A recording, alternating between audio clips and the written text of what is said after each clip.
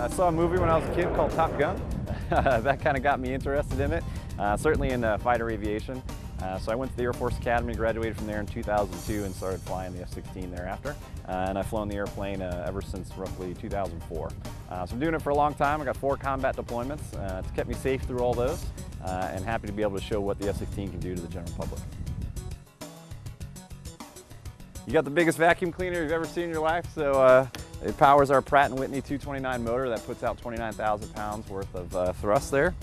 So very powerful engine. So you actually have the wing here. Right here is the leading edge flap.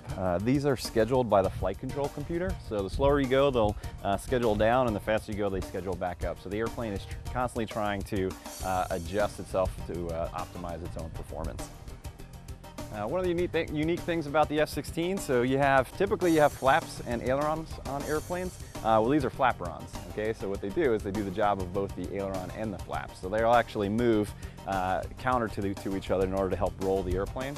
And those are helped out by the stabilizers back here as well. And they will also either create roll motion or pitch in up or down.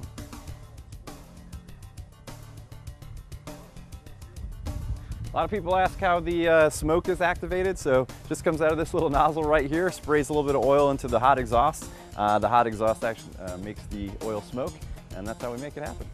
And then here, even though we were just flying, it's an amazing material here. It's not even really very hot, and there was just about 29,000 pounds of flame coming out of it. So what you're seeing is the aft section of the Pratt & Whitney 229 motor, and what you see all around that, all those perforations are what we call the afterburner section. So when you see the flame that comes out of the back of an airplane, what's happening is there's fuel being sprayed through those perforations. It's subsequently ignited, and that's what increases the thrust and generates that flame.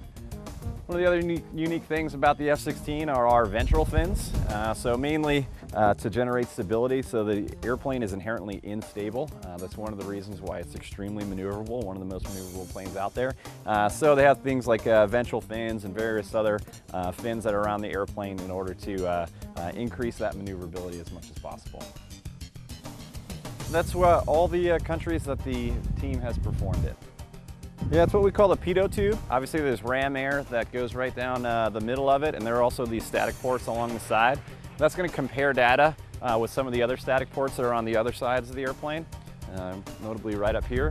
And they help us generate what we call pitot-static information, so airspeed, altitude, angle of attack, vertical velocity, and things of that nature.